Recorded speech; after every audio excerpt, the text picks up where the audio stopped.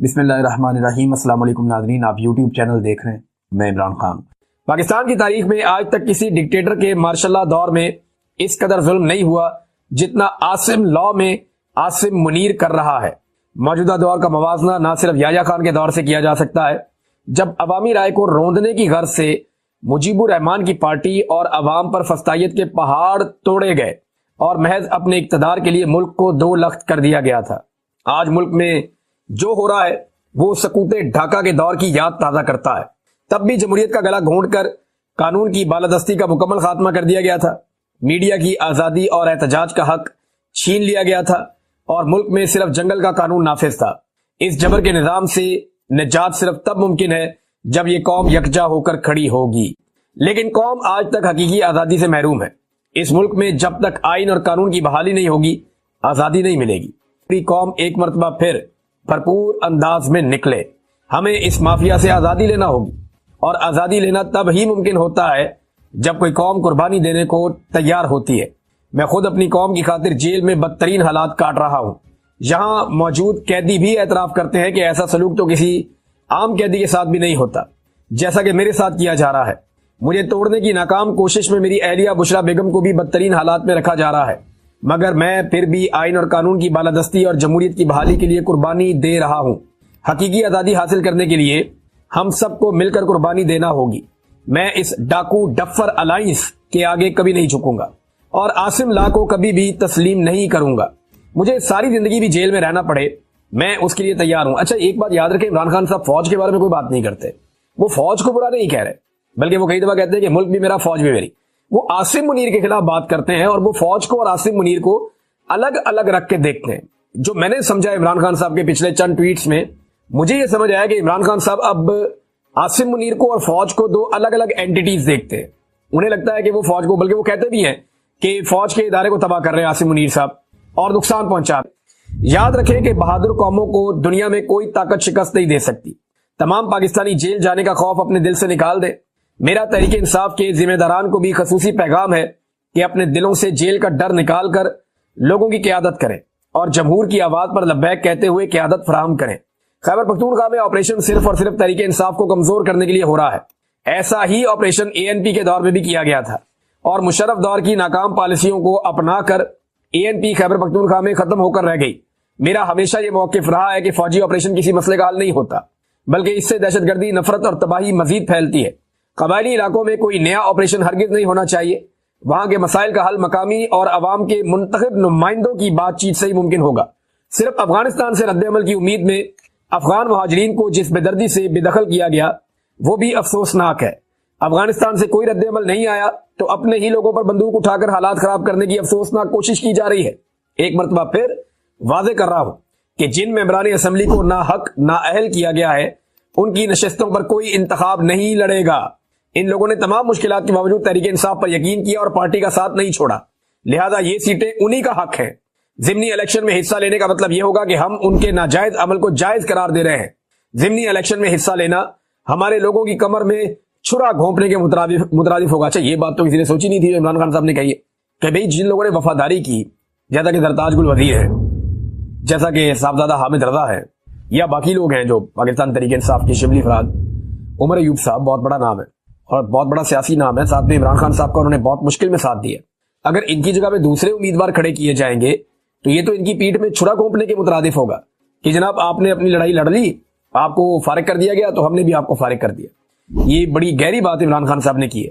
آئین اور قانون کی بحالی کے لیے کامیاب آل پارٹیز کانفرنس کے انعقاد، قومی ڈائیلاگ کے آغاز اور اہم قومی مسائل کے حل پر متفقہ تجاویز پیش کرنے پر تمام شرکا اور آرگنائزر خصوصاً تحریک تحفظ آئین کے عہدیداران مبارکباد کے مستحق ہیں۔ یہ عمران خان صاحب نے جیل میں بات چیت کی اور اس بات چیت کو آفیشلی پاکستان تحریک انصاف نے ٹویٹ کر دیا۔ بہرحال یہ جو مرضی کر لے، یہ ایک دن تو سورج غروب ہو جائے گا۔ ملٹری اسٹیبلشمنٹ کے اقتدار کا سورج بھی غروب ہو جائے گا ایک دن، اور ایک دن یہ جو جھوٹی حکومت ہے یہ بھی دھڑم سے گر جائے گی، اور یہ اپنے بوجھ سے ہی گر جائے گی۔ پبلک نے تو فیصلہ جب کرنا ہے تب کرنا ہے، لیکن یہ حکومت چلتی دکھائی نہیں دے رہی۔ اس کا ریزن ہے انہوں نے ہر چیز ہی برباد کر دی ہے۔ ملک کے اندر کوئی ایک چیز یا کوئی ایک محکمہ یا کوئی ایک سمت وہ جو ٹھیک چل رہی ہو وہ یہ آئیڈینٹیفائی کر کے بتائیں کہ یہ ٹھیک چل رہا ہے۔ معیشت مکمل طور پہ برباد ہے۔ قومی خزانہ اس میں قوم کا پیسہ نہیں ہے، پاکستان کا پیسہ نہیں ہے، اس میں چائنا کا، اس میں سعودی عرب کا، یو اے ای کا اور ادھار کا بینکوں کا پیسہ پڑا ہوا ہے. وہ پیسہ ہمارا نہیں ہے. ہمارا بجٹ فل خسارے میں جا رہا ہے. ٹیکس کلیکشن یہ صحیح طرح کر نہیں پا رہے ہیں، تو معیشت کا تو بھٹا بیٹھ گیا. غریب اور عام آدمی کو انہوں نے ویسے ہی کچل کے رکھ دیا ہے. یعنی یہ کھانے کے تیل کے اوپر جو کوکنگ آئل ہوتا ہے اس کے اوپر 175 روپے لیٹر اضافی وصول کر رہے ہیں. چینی کے اوپر فی کلو کے حساب سے 70-80 روپے کی دہاڑی یہ لوگ لگا رہے ہیں. پہلے 7.5 لاکھ ٹن چینی پاکستان سے باہر بھیج دی کہ جناب یہاں وافر ہے. اور ساتھ ہی جب ہم نے اس وقت بتایا کہ یار چینی کم پڑ جائے گی پاکستان میں، مت بھیجو باہر، یہ بعد میں آپ کو امپورٹ کرنی پڑے گی مہنگی، اور بعد میں مہنگی امپورٹ کر لی اور اس بیچ میں عوام کی جیب کے اوپر ایک ڈاکہ بھی ڈال دیا.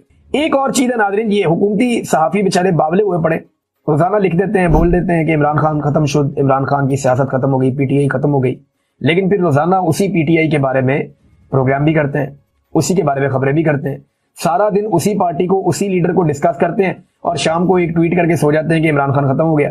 تو میرا نا ویسے ایک مشورہ پاکستان تحریک انصاف کو، وہ انہی صحافیوں کے جب پروگرام میں جائیں تو جب بھی یہ صحافی کوئی پولیٹیکل سوال پوچھیں تو ان کو چاہیے موسم پہ بات کریں، انٹرٹینمنٹ پہ بات کریں، فیشن پہ بات کریں، میوزک پہ بات کریں، سیاست پہ بات ہی نہ کریں. جب یہ اینکر سوال کرے تو ان کو جواب دیں کہ یار وہ تو ختم ہو گیا، آپ نے خود لکھا تھا ختم شد، تو جو ختم شد ہو گیا تو اس پہ آپ سوال کیا کرتے ہیں؟ چھوڑے دفعہ کریں، میوزک پہ بات کرتے ہیں. ان کو ذرا آئینہ دکھانا چاہیے. ایک پولیٹیکل پارٹی کو آپ یہ کیسے کہہ سکتے ہیں کہ ختم شد؟ یعنی اتنے برے حالات ہیں پی ایم ایل این کے، بیڑا غرق ہو گیا ان کا عوام کے اندر، آج تک ہم نے کسی نے نہیں کہا کہ ختم شد. ہاں یہ کہ انہوں نے اپنی سیاست تباہ کر دی، برباد کر دی. اور میں بار بار یہ کہتا ہوں کہ نواز شریف کے پاس چانس ایک ہی ہے کہ وہ عوامی مینڈیٹ واپس کریں. ایک ہی چانس ہے کہ وہ قوم سے معافی مانگے، وہ کہے جی ٹھیک ہے عوامی مینڈیٹ ہے، میں اپنے موقف پہ جاتا ہوں اور میں وہی بات کروں گا جو حق والی بات ہے، آؤ بیٹھ کے اسٹیبلشمنٹ کو سیاست سے باہر نکالتے ہیں، پھر تو میاں صاحب کی بات بن جائے گی. حالانکہ اگر اسٹیبلشمنٹ، پھر اس کا مطلب ہے اسٹیبلشمنٹ تو اینٹی عاصم منیر ہے.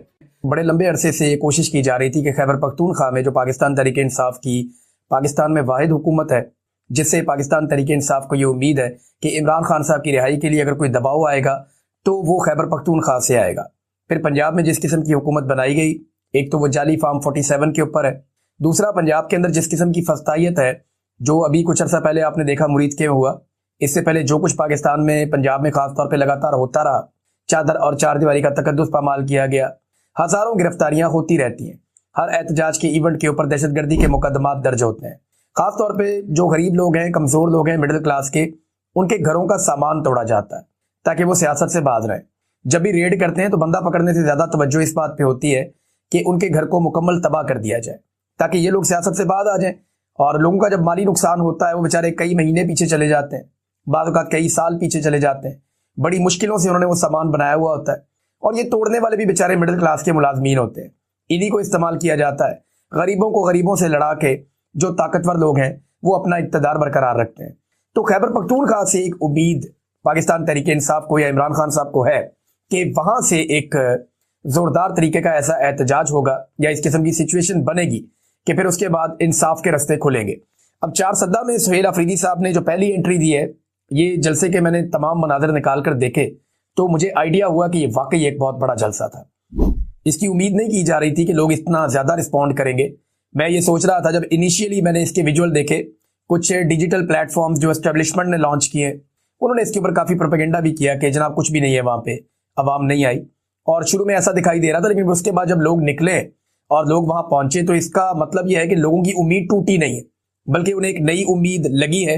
اور اب ایک نیا احتجاجی رد عمل شروع ہوگا، ایک نئی منصوبہ بندی شروع ہوگی جو ایک تحریک کی شکل اختیار کر سکتی ہے آنے والے دنوں میں. تحریک انصاف کا اس مرتبہ جو ایک حکمت عملی ہوگی احتجاج کرنے کے لیے، یا اگر اسلام آباد ان کو جانا بھی ہے تو وہ ڈیفرنٹ ہوگی، اور وہ آپ کو آنے والے دنوں میں پتہ چلے گی. وہ اس کے اوپر لگاتار بات چیت کر رہے ہیں، تمام آپشنز پہ غور کر رہے ہیں. تحریک لبیک سے ایک غلطی ہوئی، اور یہی غلطی پاکستان تحریک انصاف سے بھی کچھ حد تک ہوئی تھی 26 نومبر کو. حالانکہ تحریک انصاف کے لوگوں پہ گولیاں چل رہی تھی، اس کے باوجود انہوں نے ویڈیوز بنائی، انہوں نے سنائپرز دکھائے، انہوں نے دکھایا کہ کس طریقے سے لوگوں کو گولیاں لگ رہی ہیں. انہوں نے زخمیوں کی اور جو شہید ہونے والے لوگ ہیں ان کی بھی ویڈیوز بنائی. لیکن جب رات کو لائٹ چلی گئی تو اس کے بعد پھر وہ کچھ بنا نہیں پائے، کچھ دکھا نہیں پائے. اور تحریک لبیک کا قتل عام جو ہے وہ کیونکہ دن کی روشنی میں ہو رہا تھا، فجر کی نماز کے بعد لوگوں نے اذانیں دی، اس کے بعد یہ قتل عام شروع ہوا تھا. اب اس میں کتنے لوگ مارے گئے، اس میں الگ الگ قسم کی سب کی اپنی رائے ہے.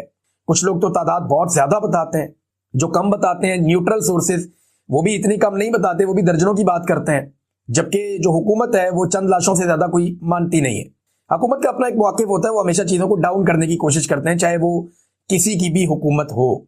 लेकिन एक मुरीद के में कुछ तो ऐसा हुआ जिसको छुपाने की लगातार कई दिनों से कोशिश की जा रही है और उनकी क़यादत भी दिखाई नहीं दे रही। अब ये एक खतरे की घंटी है जो खैबर पख्तूनख्वा में बज गई है। देखें, एक चीज मैं पाकिस्तान के हर पॉलिटिकल वर्कर को बताना चाहता हूं, चाहे उसका ताल्लुक किसी भी सियासी जमात से हो, आज का जो सबसे बड़ा हथियार है वो कैमरा है। अगर आपने कैमरे में किसी फुटेज को महफूज कर लिया है तो वो इतना बड़ा हथियार है कि वो बड़े से बड़े को काबू कर लेता है, और आज नहीं तो कल वो हथियार काम आता है। अब पीटीआई के जख्मी कारकुनान ने भी वीडियो बना ली थी रात के उस पहर में, दिन के वक्त भी जब गोली चल रही थी तो उन्होंने वीडियो बनाई थी। ये बात जिसे समझ आ गई वो आधी लड़ाई जीत जाता है। जिसे ये बात समझ आ गई कि कैमरा कितना बड़ा हथियार है, वो आधी लड़ाई जीत जाता है। टीएलपी के वहां से बहुत सारी वीडियोस आई, लेकिन बहुत सारी वीडियोस वो नहीं बना पाए, और अगर बनाई हैं तो वो अभी तक सामने नहीं आ रही। हो सकता है फ्यूचर में हम कुछ और चीजें देखें। अब सुहेल अफरीदी ने जो किया वहां पे चार सद्दा में, उससे खतरे की घंटी तो बजी, और सुहेल अफरीदी को चलने नहीं दिया जाएगा। और मैं आपको एक चीज और बताऊं, आई हेट टू से दिस, यानी मुझे ये कहते हुए बड़ा अफसोस हो रहा है, बड़ी तकलीफ हो रही है, लेकिन नेक्स्ट 2 महीनों में सुहेल अफरीदी साहब को अपनी सिक्योरिटी का बहुत ख्याल रखना चाहिए और रखना पड़ेगा। पाकिस्तान में जो टॉप 5 लोग खतरे में हैं, जिनकी जान खतरे में है, उनमें एक सुहेल अफरीदी भी है। और मैं अगले 2 महीनों की अगर बात कर रहा हूं तो आप सब समझदार हैं, आप सबको आइडिया है कि अक्टूबर और नवंबर का महीना पाकिस्तान में बहुत डेडली होता है। अरशद शरीफ की शहादत अक्टूबर के महीने में हुई, इमरान खान साहब पे गोलियां नवंबर के बिल्कुल शुरू में चली, और ये वो वक्त होता है जब एक आर्मी चीफ की रिटायरमेंट आ रही होती है और नया आर्मी चीफ आने की कोशिश कर रहा होता है, और पुराना आर्मी चीफ एक्सटेंशन लेने की कोशिश कर रहा होता है। इससे ज्यादा मैं कहना कुछ नहीं चाहता क्योंकि वो इल्जाम हो जाएगा, लेकिन मैं ये बता देता हूं कि सुहेल अफरीदी साहब की सिक्योरिटी का प्रॉपर बंदोबस्त आईजी खैबर पख्तूनख्वा को और उनके साथियों को करना चाहिए।